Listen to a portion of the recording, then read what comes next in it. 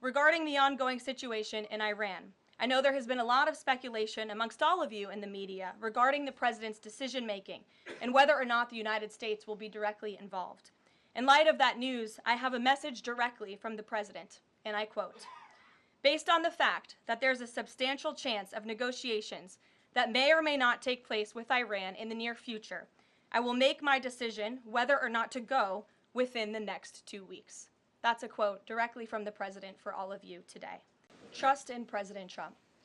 President Trump has incredible instincts, and President Trump kept America and the world safe in his first term as president in implementing a peace through strength foreign policy agenda. And with respect to Iran, nobody should be surprised by the president's position that Iran absolutely cannot obtain a nuclear weapon. He's been unequivocally clear about this for decades, not just as president, not just as a presidential candidate, but also as a private citizen. In fact, I have some quotes for you. In 2011, President Trump said, "America's primary goal with Iran must be to destroy its nuclear ambitions. We cannot allow this radical regime to acquire a nuclear weapon that they will either use or hand off to terrorists."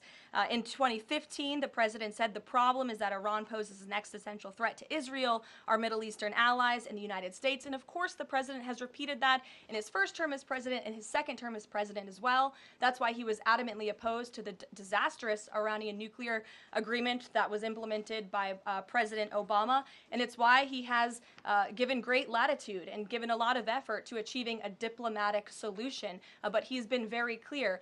Iran went for 60 days when he gave them that 60-day warning without coming to the table. On day 61, Israel took action against Iran. And as I just told you from the president directly, he will make a decision within 2 weeks. And what exactly would a deal with Iran need to entail? No enrichment of a uranium, and it would absolutely not, Iran is not absolutely not able to achieve a nuclear weapon. The president has been very clear about that. And by the way, the deal that Special Envoy Witkoff proposed to the Iranians was both realistic and acceptable within its terms. And that's why the president is sent that. The fact that this president is giving some time and space for diplomacy, another 2 weeks, does it mean that the president is trying his best to avoid a direct conflict with Iran? I think the president has made it clear he always wants to pursue diplomacy, but believe me, the president is unafraid to use strength if necessary. And Iran and the entire world should know that the United States military is the strongest and most lethal fighting force in the world, and we have capabilities that no other country on this planet possesses. To follow up on how close Iran is to a nuclear weapon, can you clarify, when the president said a few weeks away, did he mean obtaining enough enriched uranium to start building a weapon, or did he mean Iran is a few weeks away from completing the production of a weapon?